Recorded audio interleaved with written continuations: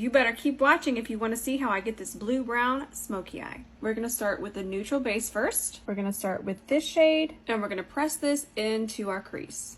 Here's a little brush tip for you. No matter your eye shape, I like to use smaller brushes. If we start with a brush this size, we're actually just going to muddy up the eye. You're going to have more control with a smaller brush. Let's pick up this shade to transition. Instead of swiping, we're going to tap this color right on top. It's going to blend and transition a lot smoother than if we were to go in here and swipe back and forth. So this right here is what's going to add the dimension to the blue-brown eyeshadow. We're going to grab a black eyeshadow stick and coat our entire lid, making sure to not bring it out of the crease too much. Just keep relaxing your eye to see where it lands. Taking the same tiny brush that we started with, we're just going to soften the edges, press it into that first transition. Grabbing this shade with my finger, and before the base sets, we're just going to cover our entire lid with this shadow. I wanted to show you the difference between eyeshadows and the bases you use.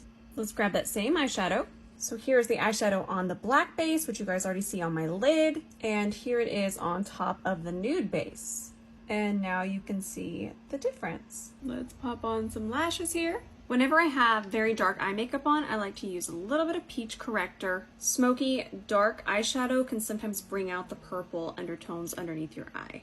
Let's finish up the eye. I'm using these two pencils from Mario, the Perfect Brown and Deep Plum, kind of mixing them.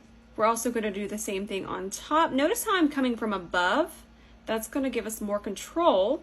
That way we don't go too smoky underneath here. I'm just going to continue mixing these two, and then I'll use the back of the brush and just smoke this out.